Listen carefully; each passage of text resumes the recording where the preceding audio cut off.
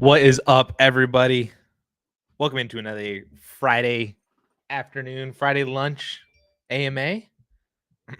Yeah. So I guess we've had 1 week since the NFL draft, essentially.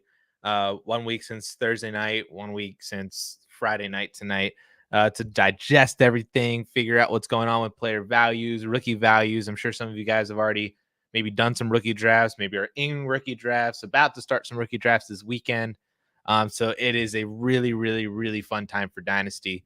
So yeah, I'm just here to chill for the next hour or so, basically. So if you guys got any questions, let's do it up. I don't like the fact that my name is there. We're gonna remove that. Yam Baggy, come on. J.K. Dobbins finally has to have a little love. A little feels good. I like J.K. Dobbins in LA. I don't like J.K. Dobbins with all the injuries that he's had. So it's I'm hopeful. I have one dynasty league where I have Gus and Dobbins, and then I drafted Kamani Vidal in the 4th round. So so we'll see. I'm rooting for J.K. Dobbins. I just don't know if there's really anything that's gonna come out of it. I hope so though. Hope so. John, what's up? Happy Golf Friday. I went golfing last night. It was actually really fun. We're getting ready for some scrambles. My friends and I, we're going to do some scrambles in the next couple of weeks. So we're practicing for that, getting in a scramble mindset. Beautiful weather out here. So golf season is well underway. John, you received a trade today? Let's see what the trade is.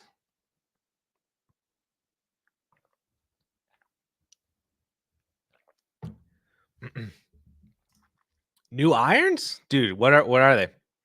Did you get fitted?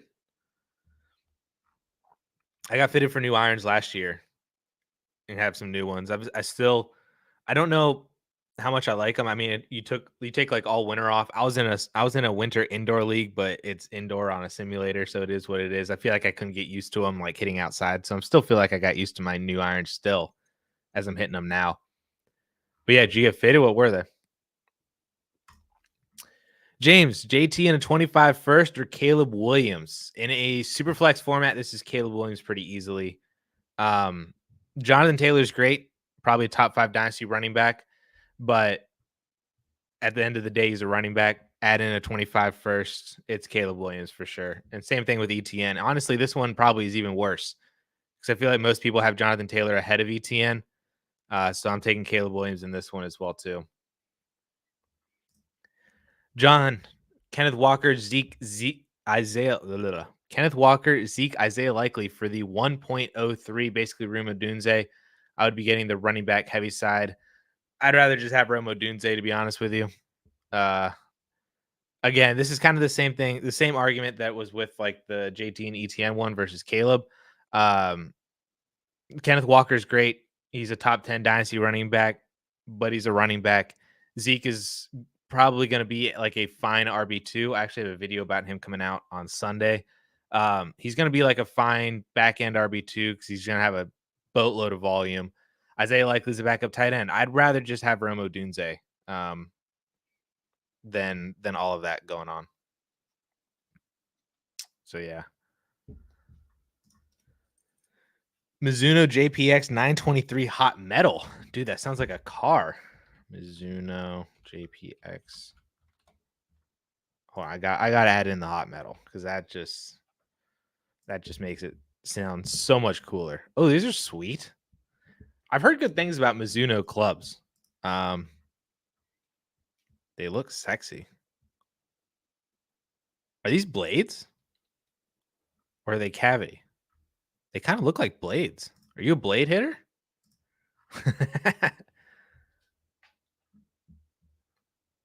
They're looking sweet though.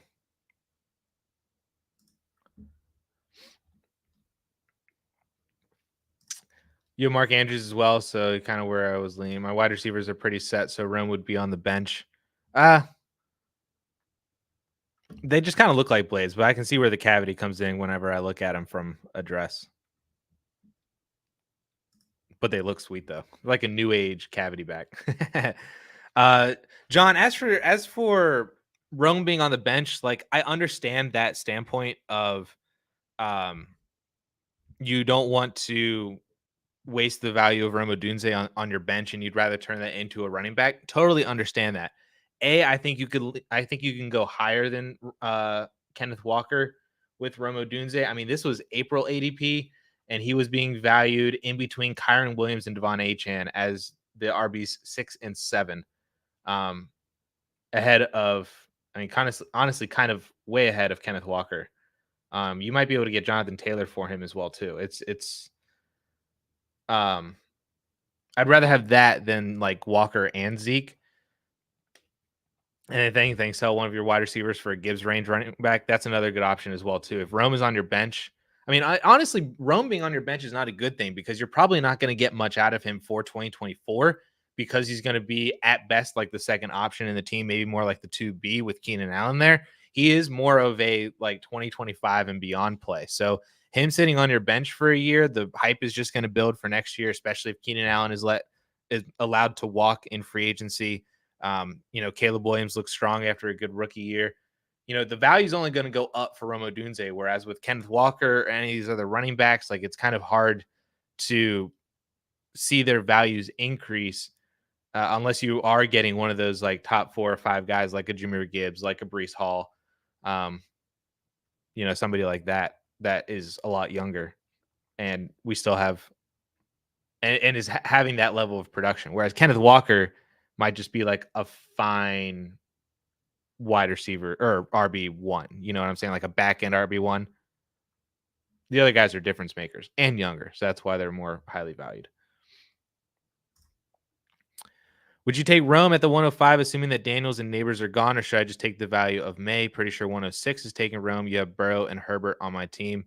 My 105 actually right now is JJ McCarthy. I switch between him and May like every other day. So if you would have asked me this yesterday and if you would ask me this tomorrow, I could be saying Drake May as well too. It's just situation versus talent. Now, given the fact that you have Burrow and Herbert, I can understand if you don't want to go for the quarterback. One thing you could try to do is try to move back maybe and just maybe let somebody else make the decision for you in terms of who you should get. If you want to go back to 7 or 8 and then get one of the quarterbacks, or maybe you get Brock Bowers and then you get a little something on top. Maybe you get an extra second round pick, an extra rookie in this class. Take a shot on like a Trey Benson or a Keon Coleman or Xavier Leggett or Jalen Polk or somebody like that. You still get your guy anyway, or you get a guy that you still feel confident in. But I mean, if you really don't want to take a quarterback, I'm not against taking Rome Odunze there. I'm really in on Odunze. I think that he would be the wide receiver 1 or the wide receiver 2 in probably a bunch of other classes. He was just behind MHJ and Neighbors, which was unfortunate for him. But yeah, I mean, I'm fine taking Odunze, or you could trade back if you get something good with it too. Mizuno blades and dog water on every course. Maybe it might be time to switch back to the cavities. A little more forgiveness. Lance, hey Addison, in a 1 quarterback league, and Polk is available at the 307. What? Should I trade Goddard for the pick? I trade Dallas Goddard for Jalen Polk. I would probably trade any one of these tight ends. Maybe and joking, maybe not. But yeah, I would definitely trade Dallas Goddard for the 307 and take Jalen Polk. That's crazy value. If Justin was here, he would be in a tizzy with the value that you get because he loves Jalen Polk so much. Yeah, it's amazing value. I'd trade Dallas Goddard for that. Rome's May ADP will be early 3rd in the startups. Where was his? I'm assuming you're talking in Superflex, and it probably will be. I just want to see where he was in April because then that'll determine. June he'll be round 2 in top 10. See, I think the one thing that's holding Rome back is the immediate 2024 situation. Yeah, he was 36th overall, so he was literally 312 in April ADP. I don't really know if he climbs above anybody though, because then he'd have to climb wide receiver wise. He'd have to climb above London and Neighbors and Wilson, and I don't think he's going to bump any of these quarterbacks like Daniels. Maybe he bumps Drake May, but then they'll move him up to 311. I can see him bumping JT. But yeah, I think the one thing that holds Rome back community wise is just the immediate situation. By this time next year, I could see him being a second round pick. I don't know if he bumps into the second before the start of the year though. One quarterback league for Jason, 4 starting wide receivers. Jaden Reed, 107, 102 for Malik Neighbors. Already have Puka, Ayuk, Pickens, and Drake London. One quarterback league.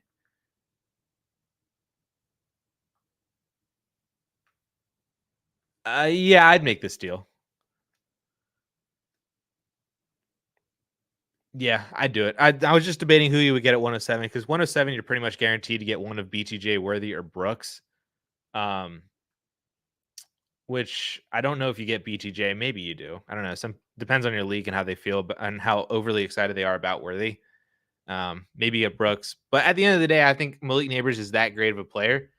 Add him to that stable of wide receivers that you already have, and you don't need him to be an immediate producer. You already have Puka and Ayuk, and hopefully London takes a step with Kirk Cousins this year.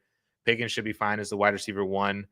Um, you don't need him to really be anything fantastic this year, but even if he is like a wide receiver two, or even like a fun wide receiver three that has spike weeks, then that would be great. And then obviously you have the future going forward for him, where his trajectory is just sky high. So I'd do this for Malik Neighbors. I'm willing to just package all that up, get a prospect that I believe in.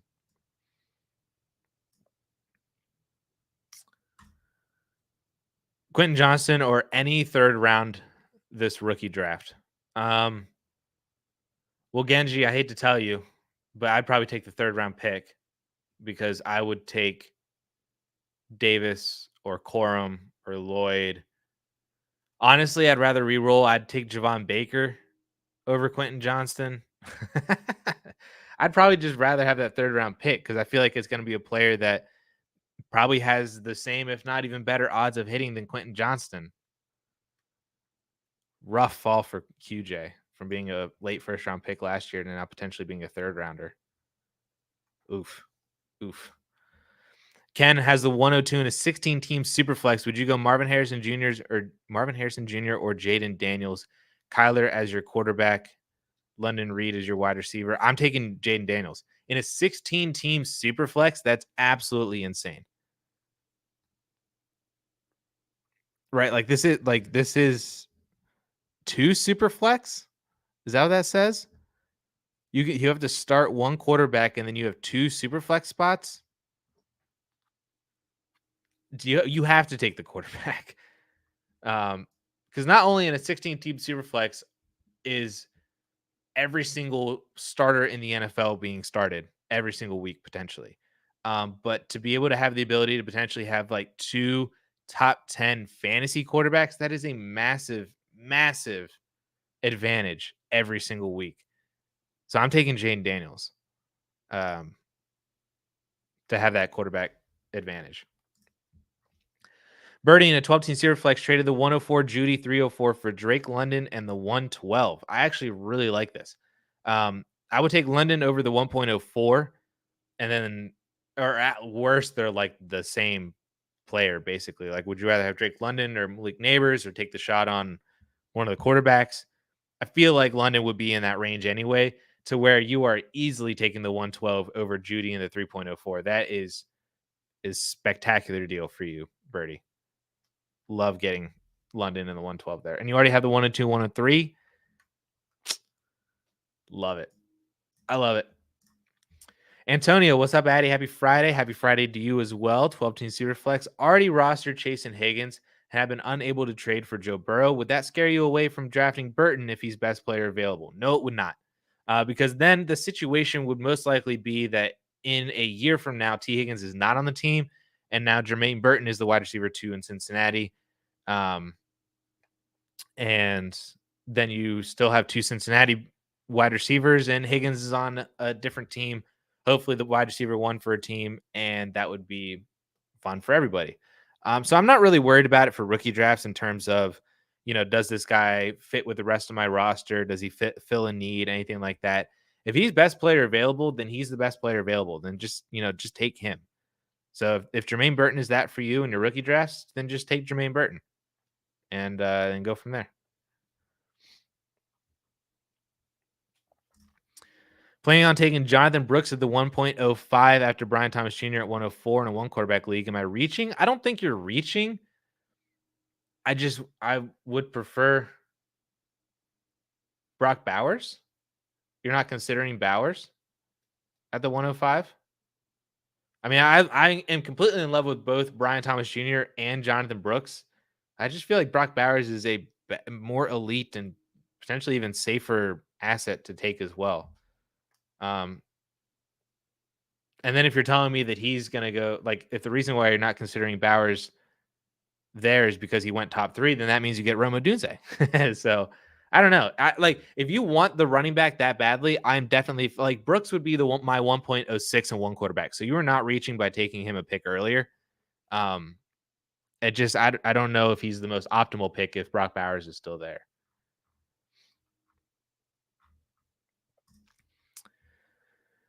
Thanks for answering my questions last week. Absolutely, Nick. Thanks for coming back. Thanks for hanging out and asking another question. Superflex 12 team was offered Bryce Young 312 and 404 for the 112 and 2.02. My only starting quarterback is Levis. He might swap Deontay Downs or Quentin Johnston instead of late picks.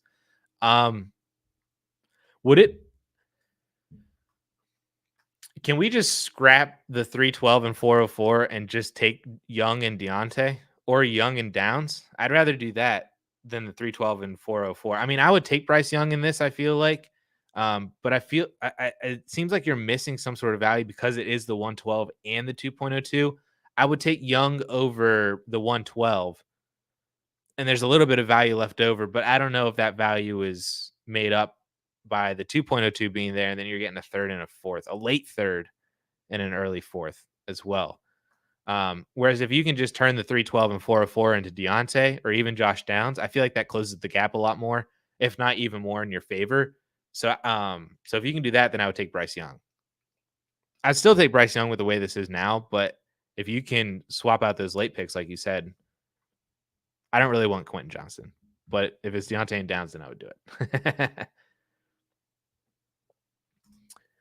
Spiked Mocha. Hey, Addison, any general advice on how to manage shorter bench leagues? League wanted to increase parity, but now I find it hard to keep developmental guys on rosters. Great question. John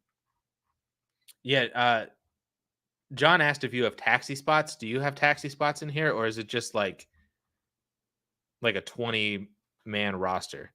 But essentially, if you don't have taxi spots or it is that short of a bench or even that short with taxi squad, basically what you're trying to do then is just trying to trade up as many times as you possibly can. You're doing those 2-for-1s even more. They're even more important at the wide receiver position, and a elite tight end is even more important as well too, because you don't want to roster all these guys from a streaming standpoint. And then the developmental guys, like, you just got to learn to cut bait, basically. Like there really is no reason to hold on to the Quentin Johnstons of the world, or, if some of these other guys kind of got like wrecked by the NFL draft, like if you're still holding on to Deuce Vaughn, I don't really get it. If you're still holding on to, honestly, even kind of Gabe Davis to a point too, but like any of those later round guys that aren't going to give you points and their developmental process is a lot of ifs, hopefullys, and potentiallys, then they can just kind of be cut. Or you just flip them and then you just roster a bunch of draft picks as well too, because draft picks don't take up bench spots. So if you're able to flip them and get any third, any fourth, anything like that, then that would be way more beneficial to your roster, because then you could you can stack as many of those as you possibly can, and then use those as trade pieces to move up in drafts, to move up in with players on your actual roster, to get better players and upgrade them.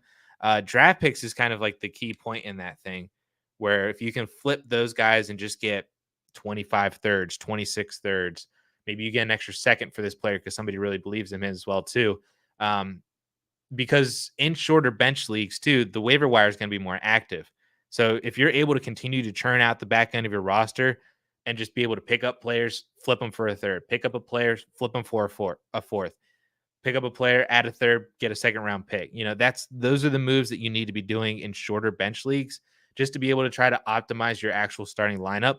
Um, because then the shorter bench just basically it kind of turns into a redraft league, but you want to still have um the powerful starting lineup to compete with some solid depth to be able to have for bye weeks and injuries. But the back end of your roster just needs to constantly be churned out, even more so than a regular like 25 to 30 man dynasty league.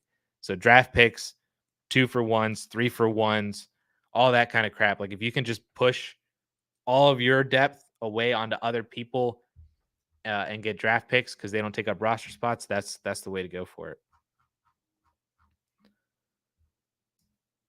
19-man rosters, yeah. Um, that's pretty short.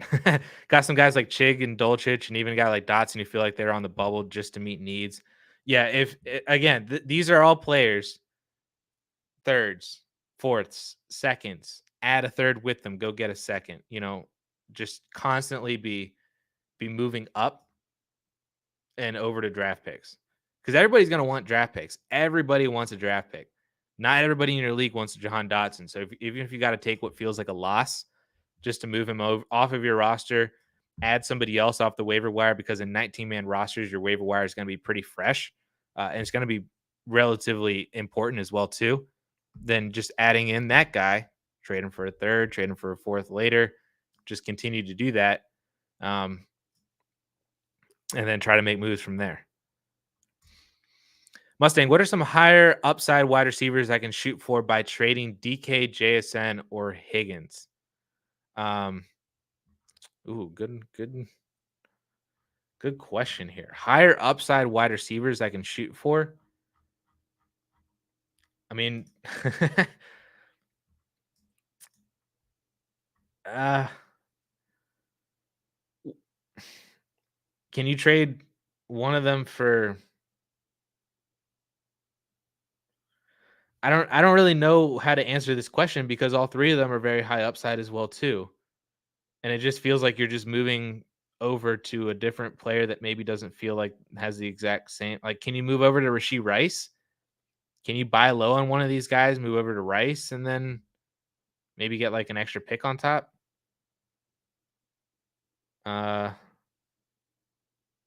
Because there comes a point where if a player becomes so cheap, but they're still valued highly because of upside, that's when you get into like Christian Watson. That's when you get to like Hollywood and Jameson Williams, and then it just doesn't make sense unless you're getting something massive on top of it. So this is kind of like a weird question where it's like I don't know what to do with higher upside wide receivers than these three guys. Unless you're adding picks to them to then move up. Like, are you adding to go get like Ayuk, or you're adding to go get London or Waddle or Wilson or Neighbors? I get if you have all three of these guys, you feel like you might be in kind of wide receiver purgatory because you just feel like you have a lot of the same guy. And that's where the 2-for-1s come in. Like, can you just trade away DK and Higgins and go up and get like Puka or somebody like that? Or Garrett Wilson and somebody? That would be what I'd try to do. Maybe I just don't understand the question as well. Oh, you have Rice too? Yeah, you'd have to add something to all these guys, like what Lance was saying, to like move up to like a quote unquote like higher upside player, or package two of them, like I said. Because I don't think like 1-for-1 trades, you're not going to be able to move up and pivot over to somebody who has more upside. I don't think. Speaking of Quentin Johnson, are you moving JSN too? I was watching some all 22 clips yesterday since I didn't watch many Seahawks games, but to be honest, I'm not sure you liked what you saw. I've been kind of off the JSN train for a while. Not just because of like, oh, he's the wide receiver 3 and they kept Tyler Lockett. Why would they do that? But like he just feels like a guy whose upside is kind of capped. Maybe it's a situation thing, a team thing, maybe it's a quarterback thing, maybe it is the fact that he is the wide receiver 3 for another year. maybe 2 years. I don't know. Um, but like he feels like a player whose name value is just a little bit higher than probably where his actual value should be. Like I would re-roll the dice on JSN with Brian Thomas Jr. I'd rather have BTJ than JSN. Um, if I'd try for Rasheed Rice, I would try for I would try for a Higgins, I would try for a Metcalf or a Devonta Smith or a DJ Moore. See what you can do with that. Um, if you got to add to one of them, and it just feels more secure having one of those receivers from a production standpoint because we've seen the production more, or there's more hope for future production with like a BTJ or somebody like that than I think for JSN. I feel like we overhyped JSN as a rookie, and then we overestimated his ability to beat out Lockett and DK, and that's just kind of how his value's been played ever since he came out of the NFL or he came out of college. Greg has the 2.01 and a 10-team start 8 full PPR Superflex, needs a wide receiver or running back. Who would you look to draft in this spot? My two most ideal picks in this would be either Brian Thomas Jr. or Jonathan Brooks. Those would be it right there. The 201 and a 10 team is technically the 111. So my 111 in a Superflex is Xavier Worthy. So if you can land any one of those three, but my order would be BTJ, Jonathan Brooks, Xavier Worthy. That's how I have all three of them ranked right now. So if you get any one of those three, to me, I think that's a solid win at the 2.01.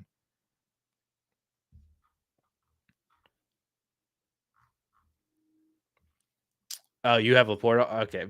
Yeah. I just got to your. This is what happens in these AMAs. Is I'm kind of going, and then you're responding in the comments. So I try to get back down to the bottom.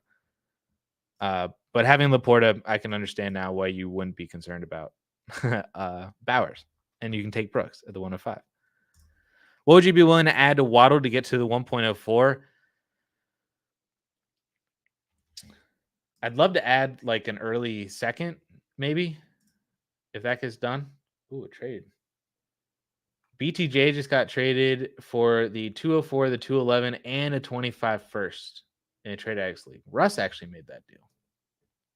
Wow. BTJ for the 204, 211, and a 25 first. Love to see it. Love the BTJ hype. I'm going to assume this is Superflex, Caleb. That might be incorrect, but I'm just going to work off of Superflex. The trade analyzer actually said that it says that it's relatively even in a Superflex. I'd be willing to pay up to an early second for it. The difference between Waddle and the 104 in our trade analyzer is roughly like 50 points.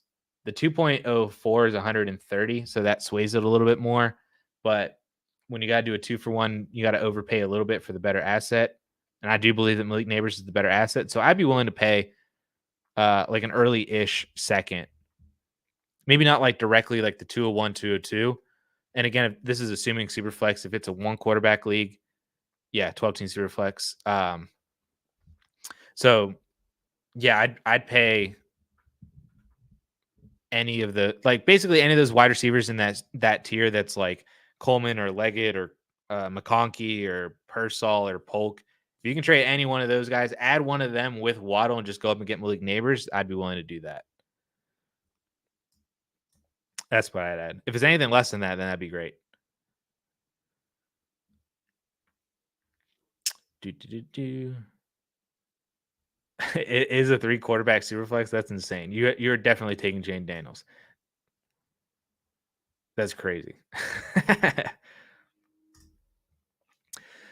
Do I like Xavier Worthy? I'm assuming yes. I didn't like his film, to be honest, but I told myself while watching only way he ends up being good is San Fran, Kansas City, Miami.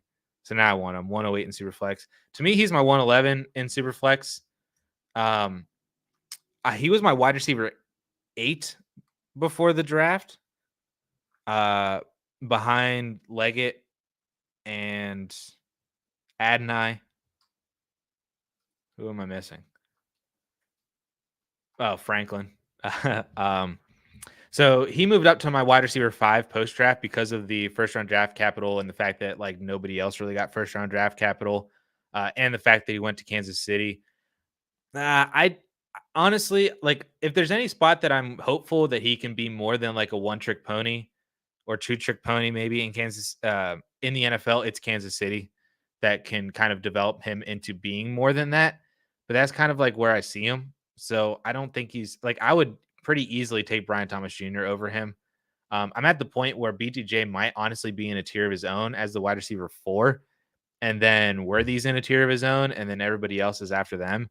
But I'm easily taking BTJ over Worthy. I think people are getting too caught up with the Kansas City landing spot, not even considering the fact that Jacksonville is probably the same, if not even better. And BTJ himself was a better prospect and better talent. So I'm taking BTJ over him. I'm taking Jonathan Brooks over Worthy as well. I think Worthy versus Bo Nix is a relatively close conversation as well. I'm not all that into. Honestly, this wide receiver class is kind of underwhelming after the NFL draft, and overall, it's been kind of underwhelming. It just in general because a lot of these guys I think are being overrated because their analytics are awful. Scott Barrett actually tweeted this out a few days ago, saying that this whole entire class might just be massively overrated because the landing spots um, are really good, but like these prospects just in general are not fantastic. Like a lot of these guys have massive, massive red flags. Worthy's got red flags because of his size. Nobody with that sort of speed has also really succeeded in the NFL for fantasy football in terms of like elite consistency. Ad and I had massive red flags because of lack of production. Lat McConkey literally did not produce in college. Coleman produced, but he produced in kind of like the wrong way. Leggett waited until year 5 to produce. Like there's massive red flags for all these wide receivers. There are not really any red flags for any of the top 3. I don't really consider BTJ to have any red flags as well too. Outside of it took him 3 years to have a massive season. But the traits are there for BTJ, and the draft capital followed it as well too. So I don't know. That's why I lean BTJ and Brooks over just about everybody else in this class.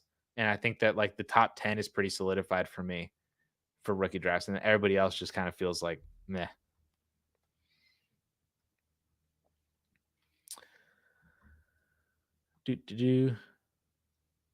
John, you're going ham. Everybody else is going ham too. This is the best part about these live streams is that John answers questions. Now everybody else is answering questions in the chat as well too. This is amazing.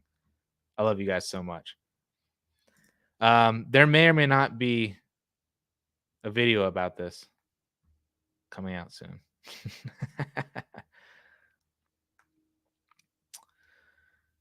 Jason 206 or Olave? I'm taking Olave on that one. Yeah, that's pretty easy. Slam dunk. Yeah.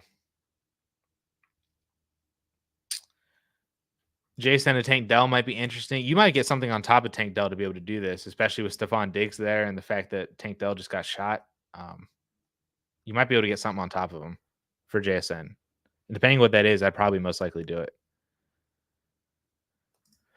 Tyler Bowers and the 206 or Nico and the 2.01 league is a 0.5 tight end premium. Interesting. Ooh. John says the Bowers side. That's where I was going for it as well. My initial thought on this was the Bowers side. So I'm just going to lean with what I initially thought. Like my first like gut reaction when I was just reading off this trade was I was like, oh, give me Bowers side. Then I tried to think about it a little more, wondering if I should take the Nico side. And I'm just going to go back to taking Brock Bowers in the 2.06. If it's 0.5 tight end premium, I mean, that's not like an overly amazing premium. Not a huge difference, but the players that it does affect the most are the Brock Bowers types, the guys who have the ability to catch 80 to 90 passes a season. You know, that's like basically 120 catches, 80 receptions for a tight end, and a 0.5 is like 120 for wide receivers. That in and of itself is insane. Not to mention the fact that Bowers has the yards after the catch ability and the touchdown ability to basically be a wide receiver. I mean, he's probably not ever going to do like what Nico did. Like Nico had like 1,400 yards and double-digit touchdowns. Bowers, I'm sure, can get to double digits. 13 to 1,400 yards is probably pushing it in terms of what he could do. I mean, we've seen like Kittle's done it. I think Kelsey's done it or got relatively close. tight ends have done it, but like to be able to do that consistently is hard, I think, for a tight end. But if there's one that could do it, it'd be Brock Bowers. But the extra 0.5 on the receptions pushes me over towards the Brock Bowers side. John, how could I go about a trade where I trade down from 103 for 104 and DeAndre Swift? Um, you would go about it by trying to see if you can get that done. uh, I don't mind that deal.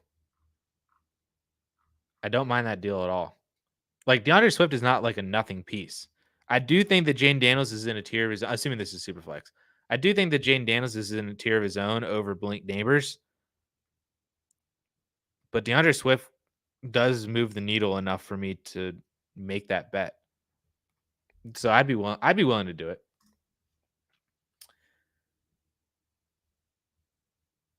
ESPN notifications. Hold on, Dan. I need a drink. All right, 10-team PPR Superflex. I've been digging hard with my league, and our draft is Sunday. We'll start in order: MHJ, Neighbors, Odunze, Daniels, Williams. Or something like this happens, John, where the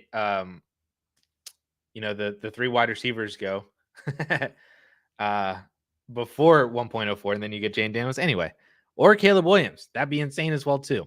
This is a crazy order. I have 106 and 107. How hard should I try to trade for the 1.05? If Daniels and Caleb Williams, specifically Caleb Williams, is there at the 1.05 like you're thinking, I would trade both of your picks. You could probably get something on top of it.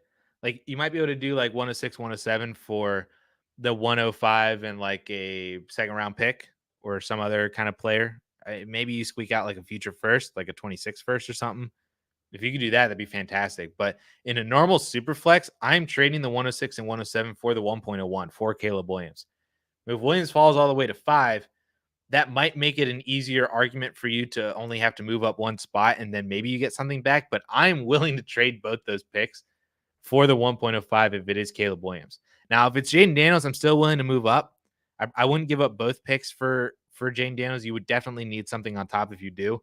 But if you can do like the 106, and if you have like another second round pick or another player like that and just move up to a Daniels, then I'd be willing to do that too. It's not Superflex, John. Okay. All right, hold on. We'll come back to that. But yeah, Dan, if this is the order that it goes and Williams is 105, I'm trading both these guys. I'm trading both 106 and 107 for Caleb Williams. I think he's that good. All right. Now, John, as you were asking, trade down from the 103 for 104 and DeAndre Swift. Honestly, in one quarterback league, I kind of like it more because I think the disparity between Rome Odunze, which I do think the top 3 are a tier, or if you want to have Marvin Harrison is a tier of his own, then his Neighbors and Odunze are a tier for tier 2. Maybe you toss in Bowers in there, but I honestly like DeAndre Swift moves the needle for me to go from Odunze down to Bowers or from Odunze down to Brian Thomas Jr. as well too. So I'd be willing to make this deal and move back to the 1.04. I definitely understand depending on how big you think that tier break is. But if you get Bowers anyway and DeAndre Swift, then I'm perfectly fine with that. Keep dropping this. My little fidget toy thing.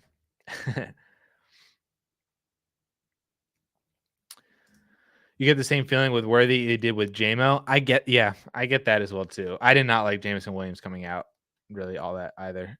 Honestly, JMO kind of feels closer to Brian Thomas Jr. just because of the fact that JMO was a year 3 breakout, really didn't do anything for the first 2 years. Kind of the same way with Brian Thomas Jr., although BTJ then did break out next to Malik Neighbors, whereas Jameson had to transfer because he couldn't beat out Wilson or Olave or JSN. So that kind of showed, I think, a little bit more about who Jameson Williams was as a prospect. Benjamin, 12-team Superflex PPR 0.5 tight end premium start 10. Should I trade into the mid-third to acquire JT Sanders if my only tight ends are Ingram, Parkinson, Ruckert? I passed on JT and Theo for Burton and Wright. I like that. That's fine. But yeah, if you can trade into the mid-third, I don't know what you are trading. But I would, yeah, John likes Sinnott more. I think they're both fine tight ends. I think Sanders has more unknown around him to where, and I think Sanders was also the better prospect. Um, so again, that's like Drake May versus JJ McCarthy for me. I go back and forth on who I prefer between Sanders and Sinnott. If Sanders is your guy, I'm not against it, and you want to trade in the mid third, go ahead and trade in the mid third for Sanders. That's I think that's a fantastic value for him and a good deal to make. Be more specific, I have a top 2 roster, 12-team Superflex and a time premium. I'm trying to figure out how to add a QB3 to Stroud, Jackson, like Bryce Young or Daniel Jones, or also get a higher upside point at wide receiver. Yeah. Okay. So, yeah, this is where, yeah, 2 for 1s. If you can move up at the wide receiver position, or if you could move one of those wide receivers for a QB3, I think that works as well, too. Obviously, I think if you're trying to go after Bryce Young or Daniel Jones, you probably don't have to give up one of those 3 wide receivers. Um, you might be able to sneak away Daniel Jones for like a 25-second, which would be fine, just to give you some extra juice during bye weeks for Stroud and Jackson. Um, but yeah, as for the wide receivers, I would basically, if you're going in this compete window, what I've found to be successful is just there really is no price that you shouldn't be willing to pay to just get better players. Like if if you got to trade all 3 of them for CD Lamb, then just trade all 3 of them. Because in essence, if you think about it, you're really not trading all 3 of them for just CD Lamb. You are trading all 3 of them for CD Lamb plus the additional production that you would get, assuming that all 3 of those guys are in your starting lineup. You've gone from 3 starters to 1. You're still going to have to fill those other 2 starters, right? It's not like you're giving up, 3 players at 14 points per game for 1 player at 22 points per game. You would be able to make up production from those other 2 spots and not just take zeros there. So that's kind of like how these 2 for 1s and 3 for 1s get framed in my head, is that you're not really trading 3 guys for just 1. You're trading 3 guys for a stud that you absolutely love and is going to be a difference maker for your team every single week, and a set it and forget it kind of guy that those other 3 necessarily aren't. But then you also get the ability to start 2 other players in that instance, in this example, that could have spike weeks or just be perfectly fine. Like if you got Brandon Cooks just chilling on your bench, and he becomes an every week starter, that's probably not a good example with CeeDee Lamb, but like that kind of a player, essentially, um, Brandon Cooks would have spike weeks. He'll have the ability to put up, you know, over 15 fantasy points maybe over 20 if he goes like 6 for 90 and 1 in a really good matchup. I mean, he might put up a dud. Maybe he'll get you 4 or 5, but that might be better than, JSN putting up 4 or 5. DK Metcalf only puts up 10, and then T Higgins puts up 12 any given week. But CD Lamb's just doing his thing and he's fantastic. The more times that you can do that and just get the better player, there really isn't a price that isn't worth paying that, especially on a contending roster where you believe that you're a top 2 roster like that. Just push all of your chips in and go for it. As long as you're making smart moves and acquiring the right people. Like I wouldn't trade all 3 of those guys for Tyreek Hill or somebody like that, just because he's aging. And even though the production might be elite for this year, if he retires next year, then you're kind of screwed. But as long as you're making the right moves for the right players, then I think that there really isn't a price to just go up and get the better guy. Kevin in 12-team Superflex PPR start 10. Is it worth adding Bryce Young or Deshaun Watson to the 1.04 to move up to the 1.01? Perfect example. Not really a price to pay to go up and get the better guy. Yes, I would take the 1.01 in this instance. Especially because you have all 4 of these guys. Again, if you can just turn one of them and the 1.04, just upgrade to the 1.01, you get Caleb Williams, who honestly could probably be the best quarterback on your roster by this time next year. So yes, I don't really have a preference between Young and Watson. Whoever maybe just say, hey, you get your choice of one of these guys, whoever you prefer, in the 104, and I'll take the 1.01, and then I get Caleb, and then that's great. Then you can even flip the other one too, because then you'll still have 4 quarterbacks. You'll just have one better one. And then you could flip the other of Bryce or Deshaun Watson for a player that could help with your starting lineup. So yeah, you could do that. Nick, follow-up question. Another option is keep 112 and 2.02. Take Knicks instead of trading for Bryce Young. I also have 102, but want to take Marvin Harrison Jr. Yeah, I would. If you're keeping the picks, Bo Nix would be one of my picks. And then if you want to, if it's like Trey Benson or a wide receiver or somebody like that, then that would be cool too. And you get Marvin Harrison Jr., that'd be great. So if your wide receivers are weak, assuming that Jonathan Brooks is not there, then that 2.02, if assuming that you take Bo Nix at 112, that 2.02 could be whoever you like out of that group. If it's Coleman, Leggett, McConkey, whoever's there, whoever you prefer, then I'm on board with doing that too.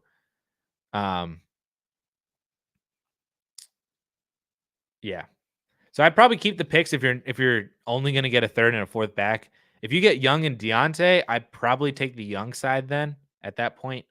But I like this plan too. So I think you got options. It's just kind of like which direction do you prefer, and do you have a certain preference on which quarterback you go with and take the shot on, which wide receiver that you get at the 2.02 versus like Deontay or something like that.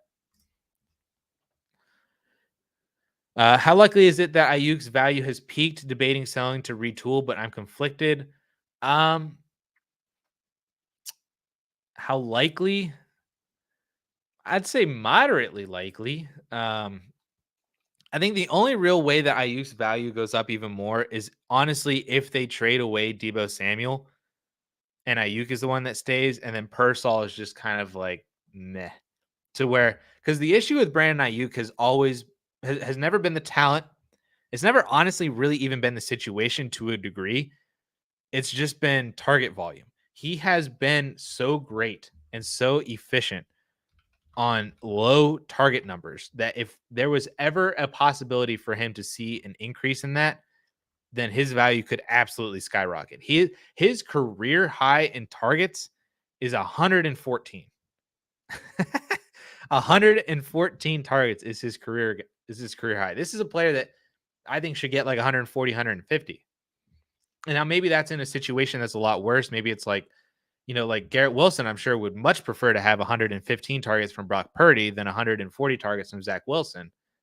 Completely understand that argument. But that is something that I think could raise his value, is if he's ever found himself in a situation where he is getting that type of target share, whether that's in San Fran or he gets traded or signed somewhere else, and maybe he takes over for T. Higgins with Jamar Chase, and now he's seeing 130 or so with a great offense, with a good quarterback.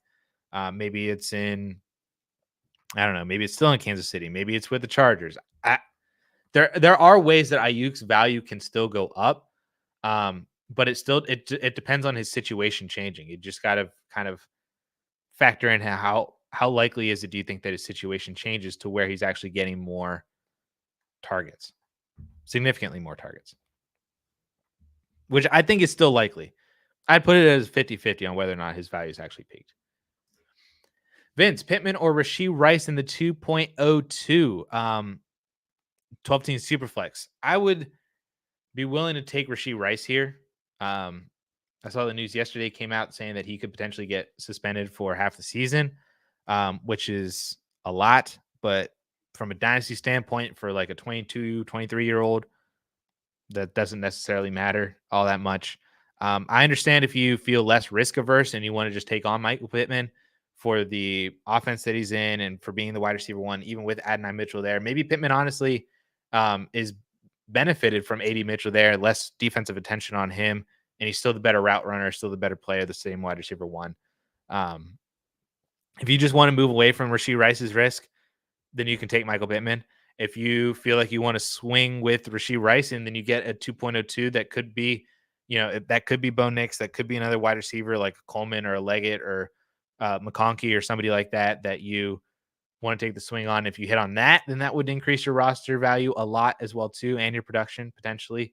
Then I'd be willing to make this move for Rashee Rice in the 2.02. It just kind of, where are you on Rashee Rice? I'm willing to do it. Are you? Essentially. 12-team Superflex start 8 Amari and Kittle for Debo, Muth, and Kraft. Kittle sides. This is you. Yeah. I dropped my fidget thing again. Yeah, I remember I think I just answered that question before I went live here about your Kittle for Muth and Kraft and everybody. So this I think is a lot more interesting because I do think that Debo is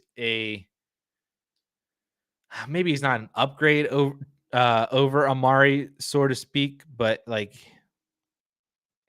so to speak, so to speak.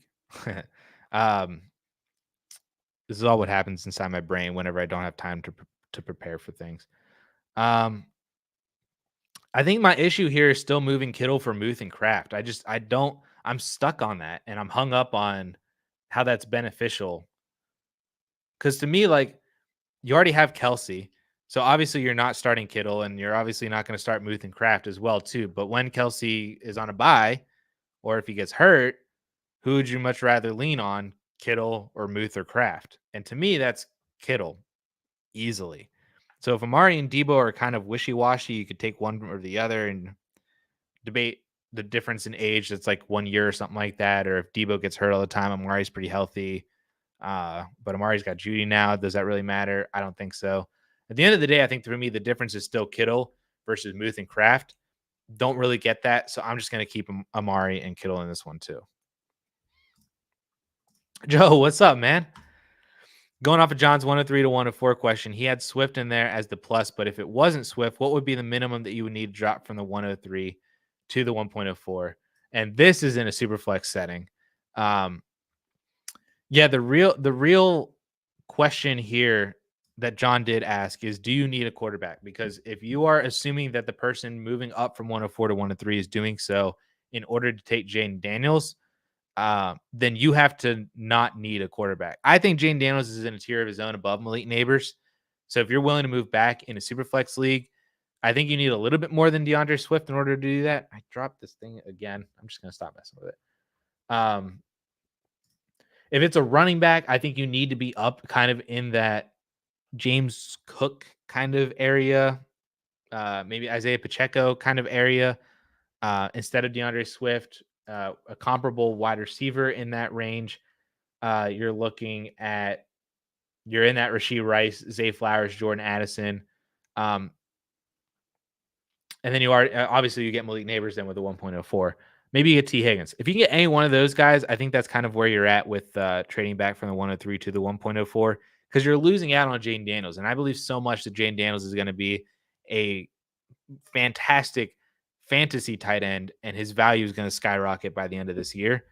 Neighbors, I think, is going to gain value as well, too, just because it's going to be year 2. Hopefully they get a better quarterback. If he's coming off a 1,000-yard season, that might be great. But he's probably going to be like a wide receiver 3, maybe a low end 2 at best next year, unless Daniel Jones just pops off or Dable just hides all of their weaknesses and just gets the ball to Neighbors all the time. But it has to feel like an overpay from going from the 104 to 103. Even if you don't need a quarterback, and the other guy is probably trading up to get a quarterback because he needs one. So then you have a little bit of leverage there too to be able to just say, hey, I don't need a quarterback, but you do, so I'm going to make you pay a little bit more for it, the quarterback tax, because you're not getting one back. That's how I view it. A little bit higher than DeAndre Swift in Superflex League. Addison to the 1.08. I would take myself over the 1.08. I would take the 108 in a Superflex League over Jordan Addison because that 1.08 is guaranteed to be one of Bowers or Brian Thomas Jr., essentially. Those would be my 2 picks. I'm taking Brian Thomas Jr. over Jordan Addison. I would take Brock Bowers over Jordan Addison. If it's May or McCarthy, I would take both of them over Jordan Addison. I'd take Jonathan Brooks over Jordan Addison as well, too. Like, Addison has fallen probably outside of the top 10, maybe 11 if you would take Worthy over Addison. I don't know if I'd go that far. I'd probably still take Addison. But if Addison was in this class, he would probably not be a top 10 pick. So I'm taking the 108. How do your ranks change for the top 6 to 8 players in a 10-team versus 12-team Superflex League? Ooh. It really doesn't all that much. The top 3 is locked. It's Caleb, Marvin Harrison Jr., Jaden Daniels. Honestly, Malik Neighbors is still probably going to be the 4. And then you get to that whole mess of the other four guys of Bowers, Odunze, McCarthy, and May. I can understand in a 10-team super flex if you want to drop the quarterbacks a little more and you more prioritize taking Bowers or Odunze. I understand that. But I probably like it doesn't to me, I don't think my rankings would change all that much. The top four, like I said, are solidified. The next four probably just get honestly, because it's me, I probably wouldn't change my rankings. I'd just be like, yeah, just the next four are McCarthy, May, Odunze, and Bowers, and that's it. Um, but they probably wouldn't change. But I wouldn't argue with anybody for saying, oh, well, it's a 10-team league, so give me Odunze over McCarthy. Not arguing with you on that one.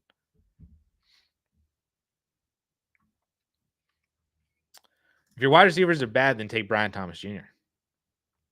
or take JJ McCarthy as your QB3. Are you trading away DK Metcalf for the 109 or 111? I would trade neither. I would do neither. I still want DK Metcalf over BTJ and Brooks.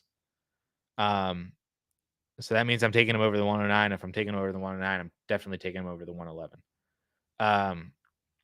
So I would keep DK Metcalf over both of them. So no, I'm not doing that deal. Who are receivers as your target for the 1.08? This is a solid question. This is probably honestly, I should have answered this already for the last one. So I'm sorry. Metcalf, I think, would be a receiver that I would look at.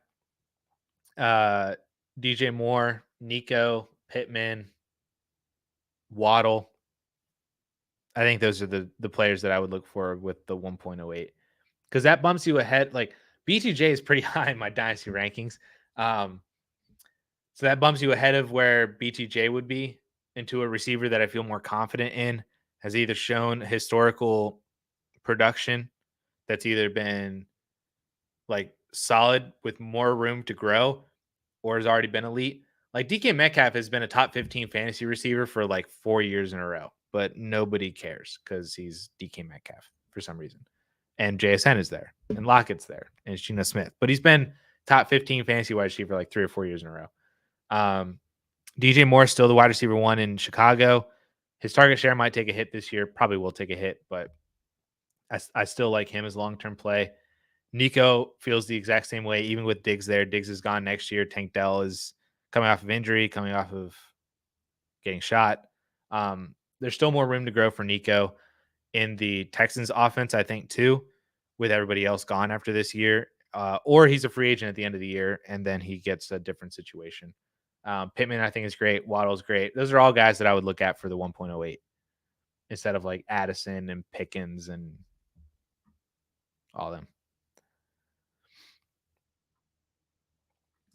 103, 112 or Anthony Richardson. I would take. Ooh.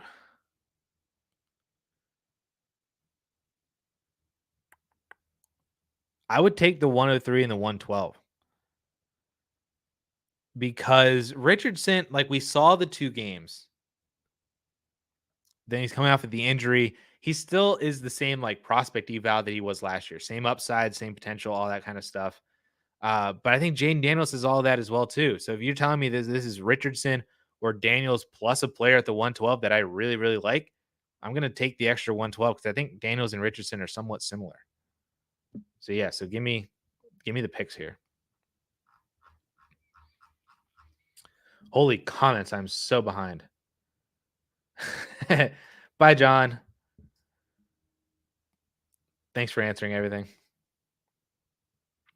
All right, let's see if we can get through some of these faster.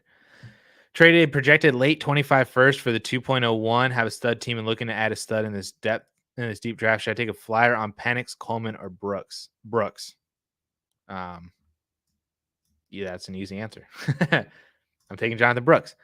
Honestly,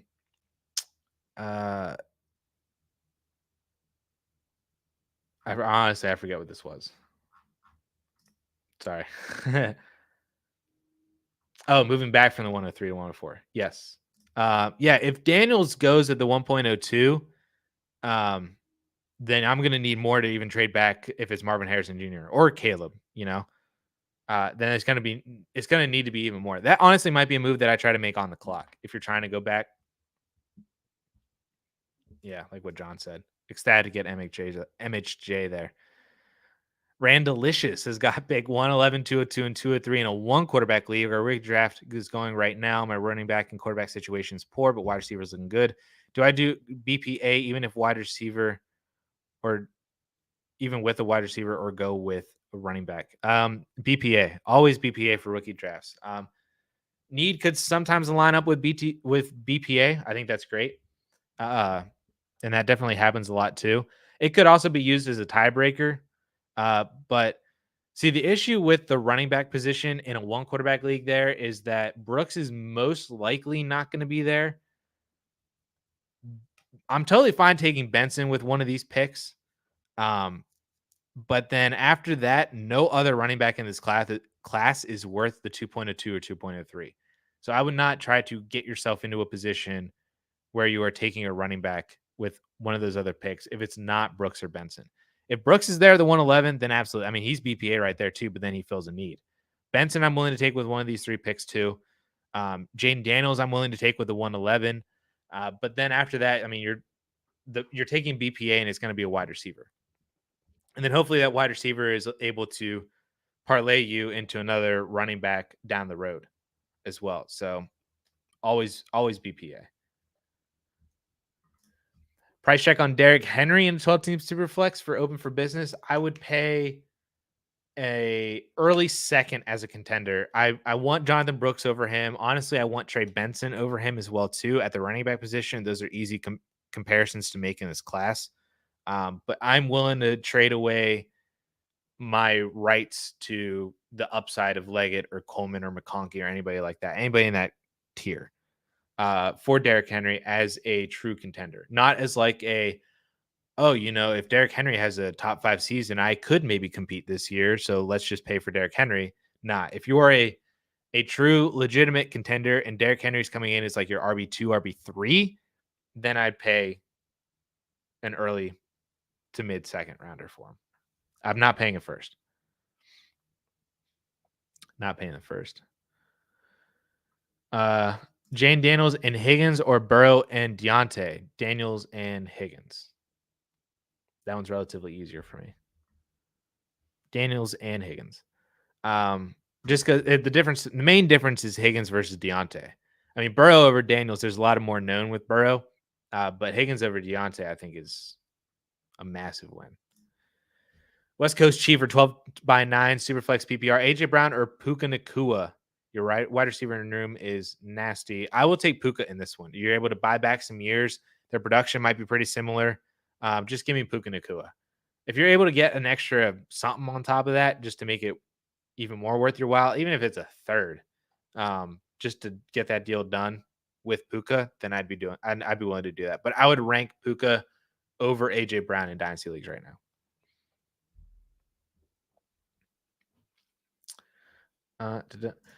Rob says Stroud's value seems to be high as ever will be right now. What's the least you would trade for him in terms of picks? Probably 5 first-round picks.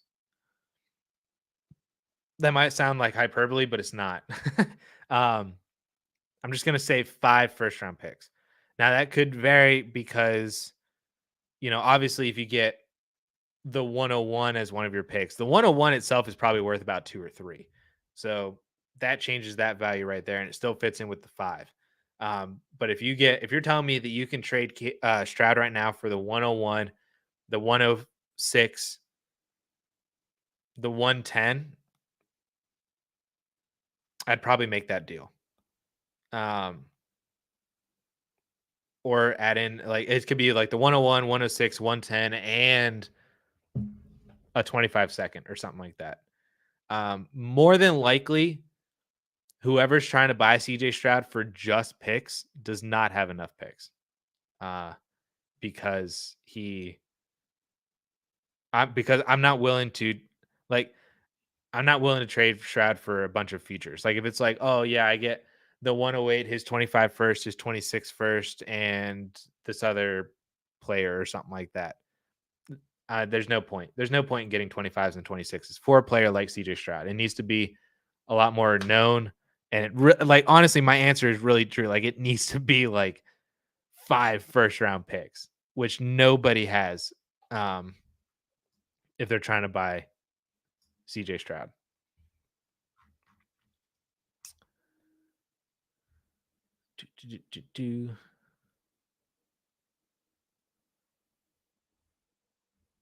Bruce, what's up, man? How's it going? How's it going? I know this guy as well too. That is not even close to enough for CJ Stroud. That's not even close. Nick, another question. Don't be sorry. Don't ever be sorry. I took over a massive rebuild in a 12-team Superflex. Should I trade the 1.01? Other assets are Hurts, Fields, Achan, Chubb, Aaron Jones, Hollywood. I mean, you would need a pretty big haul. I need a pretty big haul for this. I mean, because you can get Hurts and Caleb. That's a pretty fantastic quarterback room that you've already just kind of fixed and have addressed for the next few years already. Then you could trade Achan. If you can trade Achan away for a wide receiver, in our ADP, Achan's being valued around. Where is he? Where is he?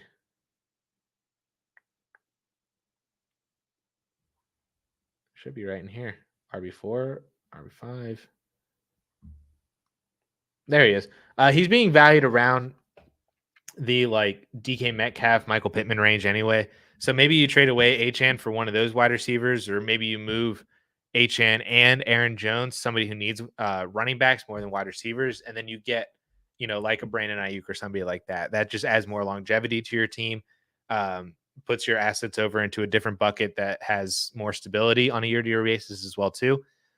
There's pretty quick moves that you can do here to turn this team around quickly.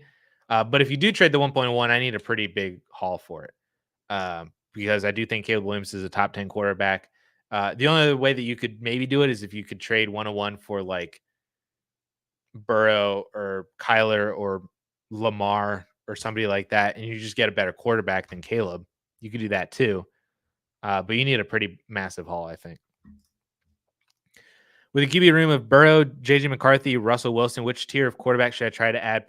Should I add to provide security for McCarthy and Russ's situations? I would look for just like a really cheap guy that we know is going to be the starter for probably most of, if not all of the year. Aaron Rodgers could be that. Daniel Jones could probably be that. Honestly, even somebody like a Gardner, not a Gardner Minshew, Derek Carr, could be that. You can go for Bryce Young, you can go for Matthew Stafford, Will Levis, maybe. You could go and just get Justin Fields. Then that guarantees you the Steelers quarterback room. So then you always have a starter with Burrow as well, from at least the Steelers with Russ. A lot of different options I think you can go with. And I would just probably see if you can get any one of those guys the cheapest. Can you toss a second over and get Aaron Rodgers? Can you toss a second and get Stafford? Can you toss a couple thirds or maybe a late, like a 25 second and get Daniel Jones? Those are the moves that I'd be looking to see and the quarterbacks that I would go after in this situation. 14-team PPR Superflex traded Miles Sanders and Cade Stover for Michael Penix. This trade is regardless of what I think of Michael Penix, because I think Penix is going to be like a 3 to 4 year guy, but you just traded 2 waiver wire dudes for a first round quarterback. So this is nothing to do with my thoughts on Michael Penix at all. This is just an amazing deal. So yeah. You took Quentin Johnson 108 last year, so this is the redemption year. Yeah, dude, I just take BTJ, like what you just said. Just take BTJ and hope he turns into Metcalf. That works too. I'm very in on Brian Thomas Jr. and I was very not in on Quentin Johnson. So hopefully I go 2 for 2 on that one, and we can redeem yourself for QJ last year. How do you feel about Estime and Tracy as late round dart throws? Love both of them. I am a big fan of taking handcuff running backs in the 3rd and 4th rounds. I would take Estime over Tyrone Tracy, but I think they're both great. I have them both in a tier with like all the other handcuff running backs. Where's my rankings? With like Ali and Bucky, Shipley, Braylon Allen is in that tier as well too. I would take both those guys. Like if Corum, Lloyd, Wright, Kamani Vidal are still on the board, I would take all four of those guys over Estime and Tracy. But I'm totally fine with taking Estime and Tracy as your third and fourth round picks. I love that too. Aaron needs some help. I'm overthinking so much with Caleb having these red flags. I don't know what red flags those are, but yeah, got the 101 and 2-year rebuild. I'm thinking taking Marvin Harrison Jr. at the 101 over Caleb, but at the 102 has Kyler. Uh, I don't know how to help you here because it seems like you're out on Caleb for reasons that I do not know or do not understand. So I would just take Caleb, but I don't know. It doesn't sound like you are into Caleb all that much. I don't really get why. I think you are overthinking it. um, I would just take Caleb. What are you doing with Kendre Miller? I would sell him for a second round pick. That turns into obviously Benson's ahead of him for sure. I would take like all of those wide receivers that were drafted on day 1 or 2 over him. He's he seems like somebody that everybody else seems to be into now, and I just don't really know why because Alvin Kamara is still there and Jamal Williams is still there as well too. And Kendre did nothing last year. And I get that there's a lot of injury stuff going on with Kendre. I was a massive Kendre Miller fan when he was coming out of college last year, but I just don't understand why people just now seem to think that he's going to be like a starter or somebody that has a path to being a starter. So if you can trade him for basically any second round pick this year, I'm all for it. If it's a third, I probably am not worried about it because then he's just basically the same as all the other, like the Estimes and the Braylon Allens. Like he's just the same as all those guys. So I'd probably still stick with Kendre. But if you can get a second for him, that'd be great. Ben Sinnott or Jermaine Burton in a 0.5 PPR, 0.5 tight end premium. I'd probably take Sinnott. I have Sinnott over Burton now. Nope, that's a lie. I have Burton. They're in the same tier. I have Burton 5 spots ahead of Sinnott in my rankings. I need to move him up. Okay, just made a change. Javon Baker. But in a 0.5 premium, I'd be willing to roll the dice on Sinnott. And yeah. Heavy tight end premium, 2x yardage multiplier. Would you take Bowers over Odunze? I would absolutely take Bowers over Odunze. I feel like I don't have enough information to take him over Neighbors, but my heart says yes. I would do that as well too. Like I need to see like what the math kind of looks like because I don't in my brain I know what the PPR tight end premium math looks like, but like I don't know what the yardage multiplier looks like to know how big of a difference that is. It sounds like it's a pretty big difference to where I'd probably say yes, take him over Neighbors, but I would definitely take him over Dunze. Trent just did a startup and have 2/3 of my team as rookies and sophomores because everybody wanted to win now. My only player above 26 is Josh Allen. What strategy should I use for this build? That is a productive struggle build, is what it sounds like. This is a Ryan McDowell specialty. I think I have a video about this. Let me see if I can find it. It'd help if I can. Yeah, I found it. All right, Trent. There is the link to that video. Now it's from 3 years ago. But it's a video where I basically talk through a productive struggle technique with Ryan McDowell, and Ryan uses that for basically like all of his methods, all of his startups. But the TLDR is basically just acquire some more future picks, and anybody that you have that kind of pops up out of nowhere, you can maybe move to contenders, and or continue to acquire younger guys from other contenders as well too. I get the only player that you have above 26 is Josh Allen, but it's so it's going to be hard to move like win now pieces to contenders. Um, but yeah, you're accumulating picks. You're waiting on players to hit and break out, and in like 2 years, you're probably gonna be set with with this lineup. It is a very fun startup strat. John does it every single startup. He says, "Whiskey Traveler, very fun startup strat." Just know you need to have the mental knowledge to know that you are not going to be competing for at least 2024, potentially even 2025. But if you just follow through the path down through 2026, that you will probably be like a massive, massive contender as everybody else is aging out and you're getting ready to go. So that's going to be a lot of fun for you. You just got to hold course. Don't get antsy and try to be like, oh crap, my team's like overproducing. Now I need to go get Derrick Henry. Now I need to go get DeAndre Hopkins. Like don't fall for any of that stuff. Just stay the course and you'll be looking pretty good. Hold on, Peter. Sorry, need a drink.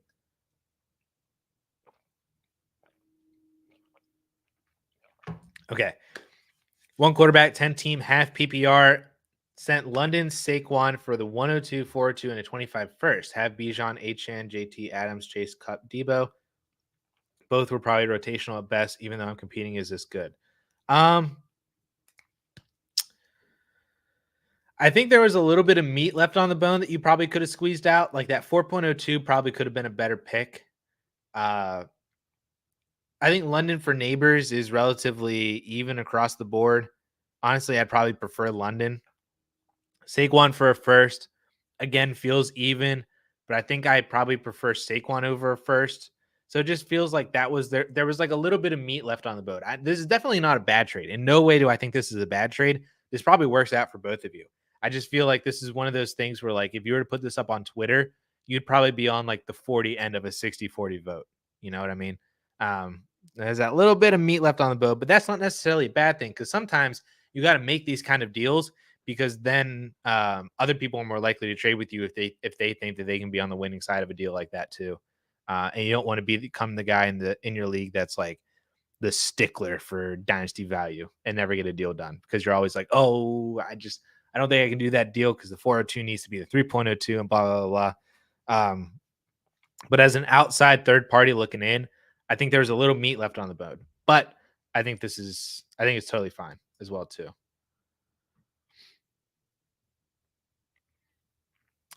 John's here after his meeting started 5 minutes ago and pretty much 2 minutes into it.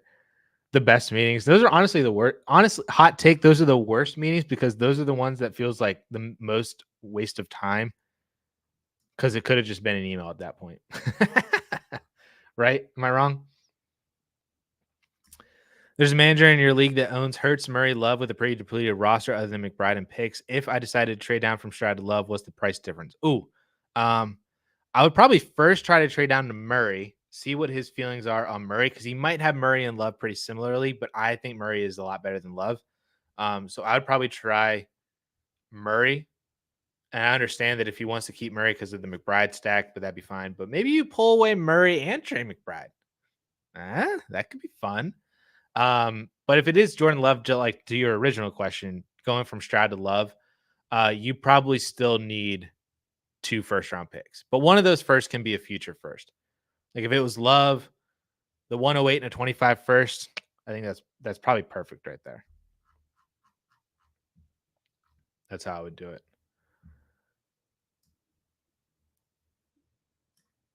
I lost my spot. CVR 889, one quarterback roster. Have the 111, no second or thirds. What should your plan be? So you're competing for sure this year, but your issue is that you have a lot of age on your team. You have, Henry and Cup, Hopkins, Debo. So you just need to start shedding that age essentially. I would probably focus on fixing up your wide receiver position. So like as you get into the season, or maybe if you start retooling now and identify some teams that are going for it, say, hey, how can I trade Debo and Cooper Cup for uh Brandon Ayuk or somebody like that, and now you get younger, gain back a lot of years. Do the same thing with Ridley and Hopkins. How can you trade both of them and get T Higgins? Can you do that? That'd be fantastic. And then take T Higgins, trade him package him with JSN. Now you moved up and you've just got Garrett Wilson or somebody like that. I don't know. I'm just tossing out names and options basically at this point. The 111 is probably going to end up being a wide receiver. If it's Jonathan Brooks, then that's fantastic. But it's probably going to end up being another wide receiver.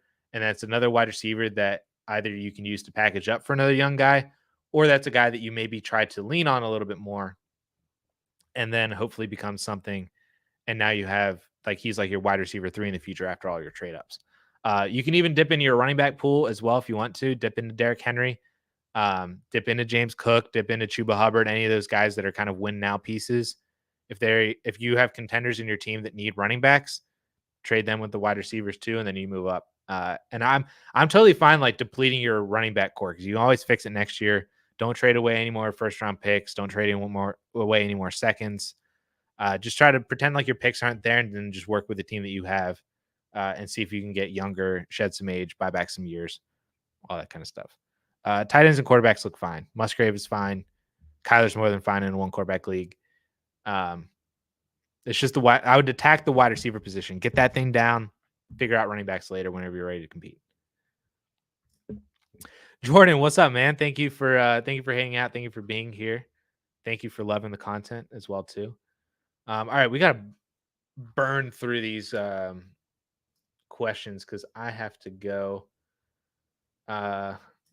in 10 minutes. Yes, he is. I've made the same comparison, talking about some of the production stuff, some of the athleticism, but yes, I think BTJ is what we hoped Quentin Johnson would be.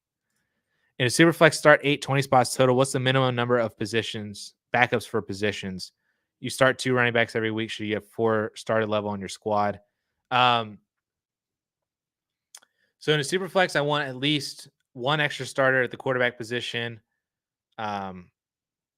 You're only starting 8. That's crazy. So you have 12 spots to work with for bench spots. So 1 of them for a quarterback. Let's do another 2 or 3 for wide receivers. So that's 4. Give yourself a backup tight end. That's 5. And the other 6 or 7 are all running backs. They don't need to be starter level running backs. I think your running backs are fine. But just give yourself handcuffs and give yourself options.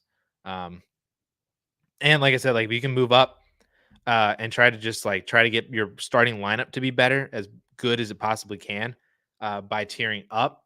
Then that allows you to pick up other players on the back end of your roster that you then trade for thirds, and you just continue to churn out the back end and move up at your starting lineup until you're just a powerhouse, which you probably are a powerhouse if you have CMC, Saquon, White, and Mixon.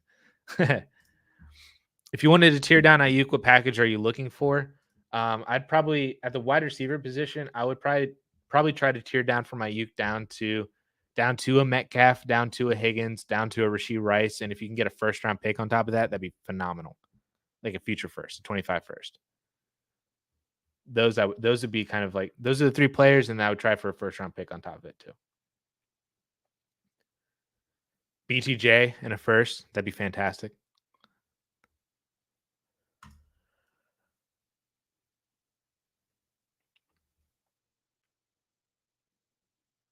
Yeah.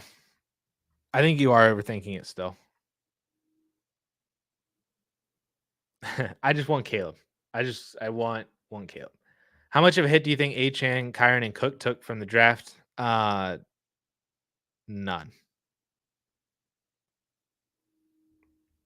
That might be a hot take, but none. I literally don't think Kyron took any hit whatsoever. All these people are talking about how Blake Corn's going to come in and take his job, and once Sean McVay gives somebody 20 carries a game, then it's over. But Kyron needs to get hurt. And then McVay literally said that Blake Corum is a Kyron clone. So Kyron is the starter. Blake Corum is the handcuff. So until Kyron gets hurt, Corum doesn't matter. Achan, I think, has never had the possibility of being a workhorse starter. Jalen Wright is just the Mostert replacement. So Achan's going to have his same role. And James Cook is also going to have his same role. I love Ray Davis, but they've been trying to find somebody to be the 1B for a while. They gave 150 carries to Latavius Murray, Damian Harris, Ty Johnson, and Leonard Fournette last year. So if Ray Davis just soaks all that up, James Cook is still a 250 touchback. So I don't think any of these guys took any hit at the running back position, or at least they shouldn't. And if they did, you probably overvalued what they were. Any moves you recommend? Touching Superflex PPR.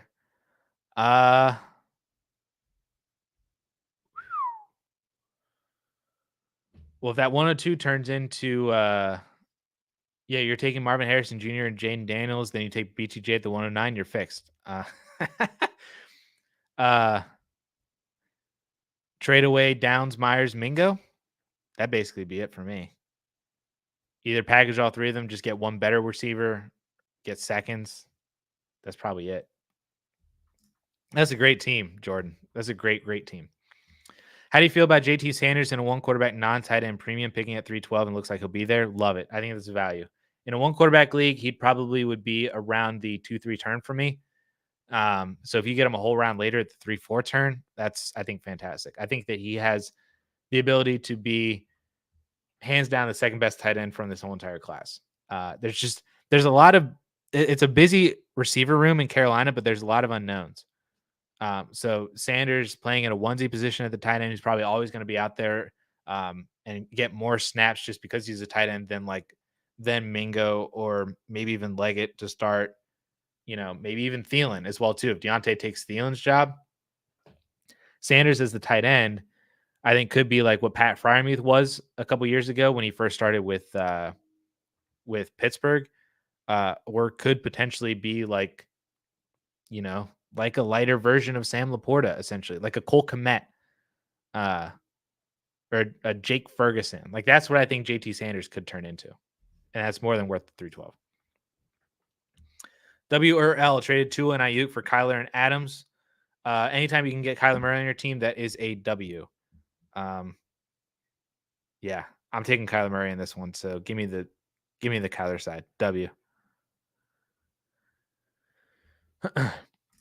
No PPR 12-team Superflex. Should I draft Marvin Harrison Jr. or the best player?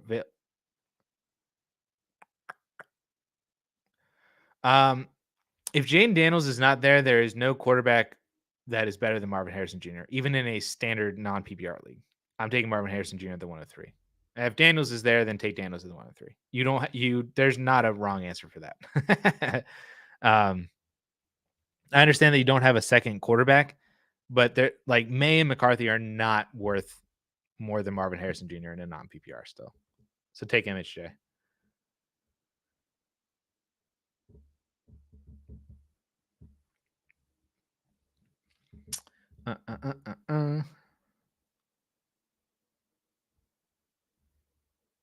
Spock traded the 1-3 Deontay and a 25 first for Puka and a 25 second. This is in a Superflex. Ooh. Oh, and the 107. Oh, okay. I'm on board. Yeah, basically. So if you're able to trade back from the 103 for, it's hard to kind of break this one down into it just makes sense for the Puka side. Deontay in the 25 first for the 107. Like I understand that one. And then Puka in the second for the 103 there. That's kind of how you can break it down. Then yeah, I'm taking the Puka side on this one just to trade back 4 spots, but you get top 5 dynasty wide receiver. That's great. So yeah, I'll take Puka, the 107 in a second in this one. And I doubt you get Brock Bowers at the 107, actually, now that I think about it, because it's tight end premium. But because Brock Bowers gets bumped ahead of that, you'll probably get a really good player still at the 107, whether that's McCarthy or May or Odunze or somebody like that. Opinion on Mostert for 2024. I think he's going to be a solid start to the year, but is probably going to fade out for Jalen Wright later on. If you can trade him for like you probably can't get a second round pick for him. That'd be crazy. Even if it's like a 26 second, I would trade him for a 26 second. Um,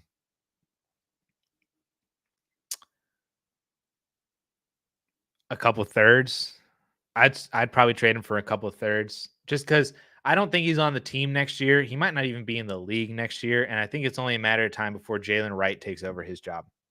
Because I think Wright is just is like a 12-year younger version of Raheem Mostert, essentially. Just as fast, but 12 years younger. Doesn't have the mileage. Doesn't have the hits or the age. Future second or a few thirds. DK or Nico, I will take Nico in this one, but it's pretty close. I think they're both in the same tier, but I think I give the edge to Nico slightly. But it's close. One quarterback PPR, give 108, 205, and 25 second to move up for Odunze. Yep. And yeah, add more. Add another second if you got it to. Again, this is one of those things where there's really no price just to go up and get the better player. So I'm gonna go up and go get Rome Odunze. T. Higgins for a 25 first and Hollywood. I will take I'll take T. Higgins in this one. Yeah. I trust T. Higgins more. Like Higgins for a first, I think are already close. Hollywood may or may not be a fun player. Like I don't know how much you can trust him, just how much you can trust T. Higgins. But I think T. Higgins has a lot more upside than both of these, especially in a one quarterback league. Like if that 25 first is like 108 next year. Nah. Now if it's like a top 3 pick, then maybe that could be something different. You know, like if it's one of the top wide receivers and one of the top running backs in the class next year, then that's a different story. But I'd probably just take T. Higgins if this is looking like a late first. Steve, 10 man, one quarterback. I won the ship last year, and another competitor wants me to sell them CMC for JT and Swift. Should I do it? You have T and Javante as depth pieces. No, I'd probably keep CMC. Getting an extra running back is nice, but it's Christian McCaffrey still. Keith, 14 team, one quarterback, start 9 with a 0.5 tight end premium. Is Bowers the guy to take at 104, even with a small tight end premium? Yeah. He used my 104 and one quarterback leagues without a tight end premium. So if he's there at the 1.04, then that's great. If he's not there, then take Odunze. Then that would. There it is. Easy answer. Now in a full point tight end premium, I am taking Brock Bowers over Rome Odunze because that 2 PPR, or if it's 1.5 PPR, and if you're in a normal half PPR, that extra full point is pretty significant. And it makes, like, you have Laporta and Kincaid at tight end already, but you could flex all 3 of them if you wanted to, because that extra point is so significant. So I would take Brock Bowers over Rome Odunze. And if you're able to start all 3 of those guys at the flex, then your wide receiver room can be condensed even more as well too, to get even better starters. So I mean, you already have Chase and MHA Neighbors, but like if you can trade Waddle, Nico, and JSN for CD Lamb, you know, like do something crazy like that. You know, like just go up and get another Jamar Chase, and now you have that guy, Jamar Chase, Marvin Harrison Jr., then Neighbors is waiting in the wings, and you're able to start all 3 tight ends in your flexes. Super team.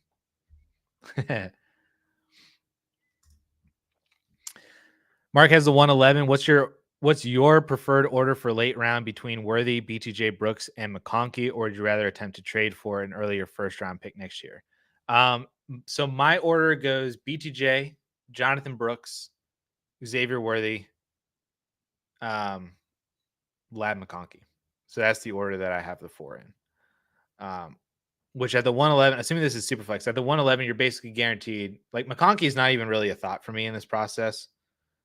It's between the other 3, so you're guaranteed one of the other 3. And my order would be BTJ, Brooks, Worthy, and I would take all 3 of them. I might reroll. I'd probably reroll the dice on Worthy for a 25 first, but I would take BTJ and Brooks over a 25 first. So I'm not. If it's one of those 2, I would not trade for an earlier first. because next year's class doesn't seem to be as great. So it would need to be like a pretty solid bump up into like the top 6 or 7 to be worth it for me. What, if anything, would you be willing to trade for Bryce Young coming off a championship in our startup league, but our quarterback room is a bit suspect with Dak, Watson, and Daniel Jones?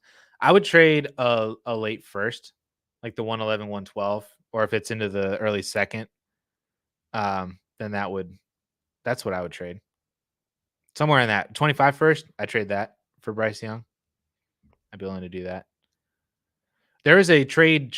He was in the trade show yesterday. So if you didn't watch that yet, I think he's the first player that we talk about. So there's a couple trades in there that we showed like how to buy Bryce Young and kind of talk through it. So the first like 10 minutes of the trade show yesterday, I think is all Bryce Young.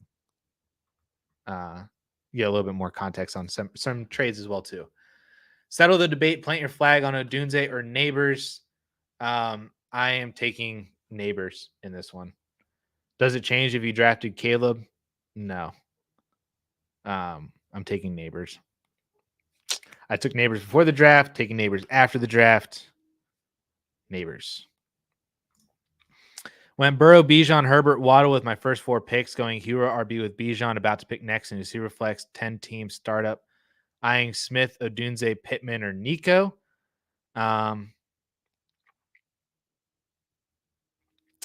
Alternative, if all 4 of those guys are on the clock, trade back a couple picks, pick up and upgrade like a 7th or like an 8th rounder to a 7th rounder or something like that. But to actually make a pick here between these 4, I would probably go Odunze. How do I order these guys? Odunze, Pittman, Nico. Is that my order? That might be my order. I think I would probably go Odunze. I think Smith is pretty clearly the 4th option for me on these 4.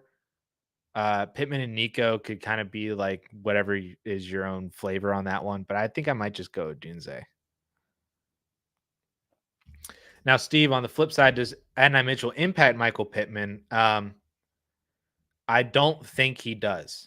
And the reason being is that Michael Pittman is always going to be out there, and he is that good of a wide receiver that he's going to earn targets. Adonai Mitchell was not even the wide receiver 1 for a Texas team with Xavier Worthy. I believe Michael Pittman is significantly better than Xavier Worthy. Ergo, I don't think Adonai Mitchell is really all that much of an issue for Michael Pittman. So that's kind of where I land. It could be an issue in terms of like if they don't pass all that much, then Michael Pittman's target share could get impacted a little bit because Adonai is definitely a better receiver than Josh Downs and a way better receiver than Alec Pierce. So there is a little bit more target competition from that sense. But at the same time, I think Michael Pittman is just that dude. And yeah, like what John said, he changed the outlook for Pierce and Downs, not on Pittman. So I don't think he really impacts Pittman all that much. And maybe instead of getting 12 targets a game, he gets 10. You know. Neighbors. Yep.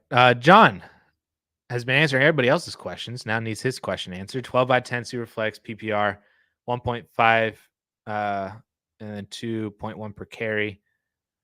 Gave 107, 207, and a 20. Yeah. John, you already knew the answer. You're going up from Malik Neighbors, right?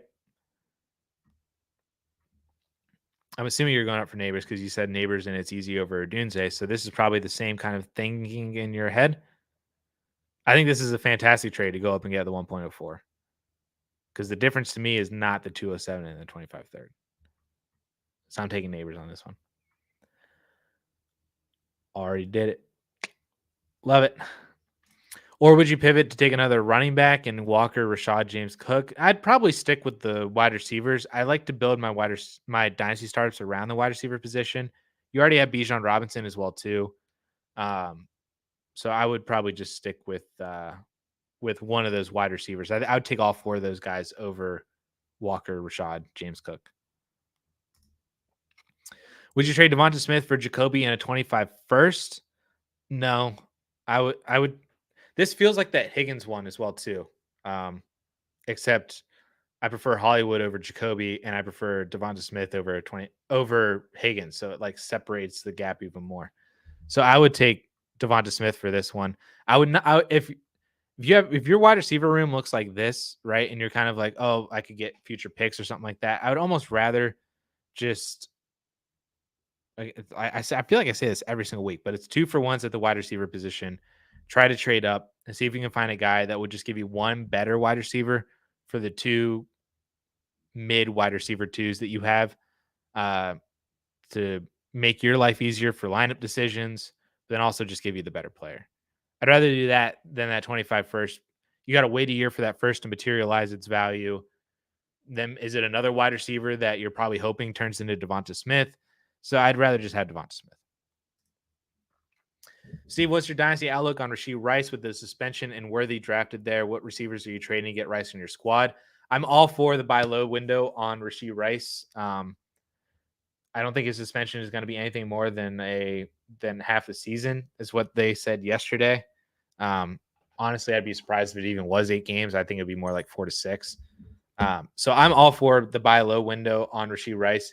If you can move off of George Pickens for him, if you can move off of Debo or JSN or Xavier Worthy, Tank Dell, like I'd move all of those wide receivers for Rashee Rice. I'd move a 25 first. I'd all that other kind of stuff.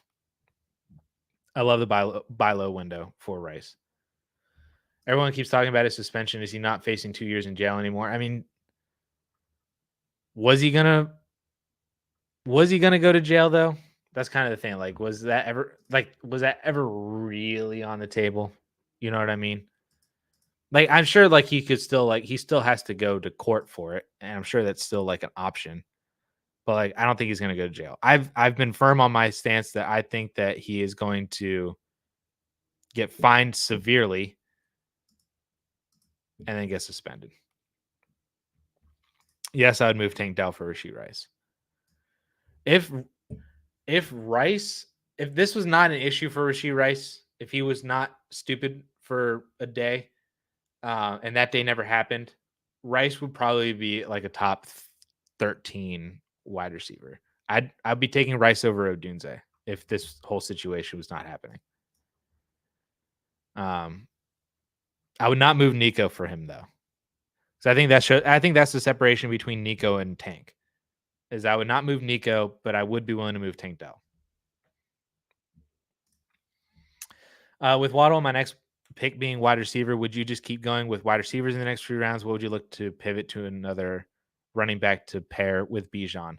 I'd probably attack the wide receiver position for the next probably 2 rounds. It's hard to say without knowing how the board looks now, and then without knowing how the board would ultimately flow the rest of the way. But yeah, like if you're able to snag like 2 of the Pittmans, the Nikos, the Devonta Smiths, the T Higgins, the DK Metcalfs, the George Pickens is, if BTJ is on there as well too. Like if you can snag like 2 of those guys over the next 2 rounds, then that's kind of how I would be looking at it, and snag those guys. And then I'd probably pivot back over to running back if I can get like a cheap discount on a Joe Mixon or like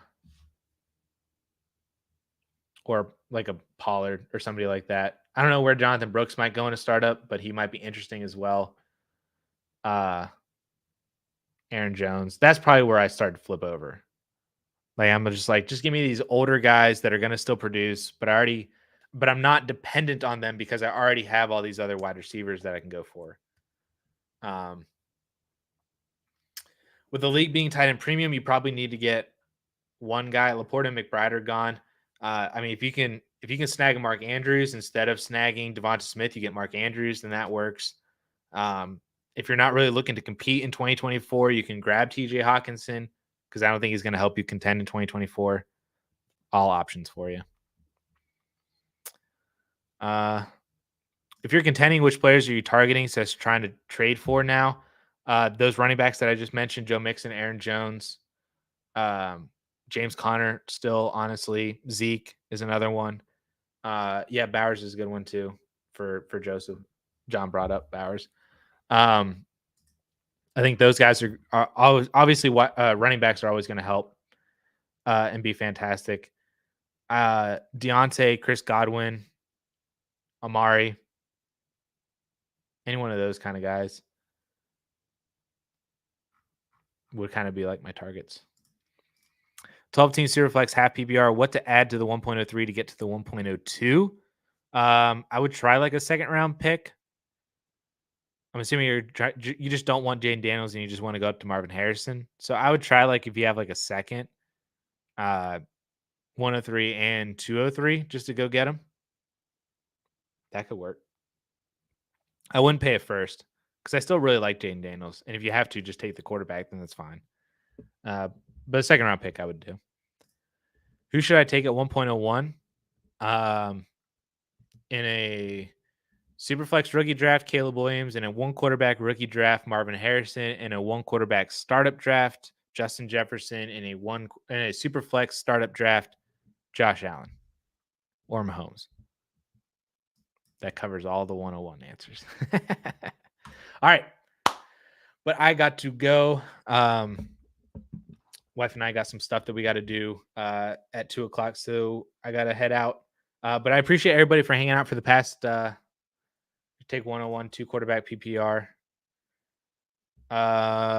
Wow. Okay, so you fit the criteria to take Marvin Harrison Jr. So you could take Marvin Harrison Jr. I'm fine with that. Caleb is still good too, but I'm fine taking Marvin Harrison Jr. with that loadout. But yeah, appreciate all you guys for hanging out for almost the past like 2 hours. If I didn't answer any questions, this is Jackson Smith and Jigba Jordan. But if I didn't answer any of your questions, or if you have more answers or more questions that need answered to, drop a comment down in the video after the fact, and I will answer them in the comment section down below. But appreciate all you guys. I won't be here next week either. Unfortunately, my best friend's bachelor party is next weekend, so we're like next Friday's a travel day. But I'm trying to do this more consistently to at least do it, if not every single week, every other week. Because I love hanging out with you guys and asking all the AMAs and stuff like that. But appreciate everybody. Have a fantastic weekend, and I'll catch you guys in 2 weeks probably. See you.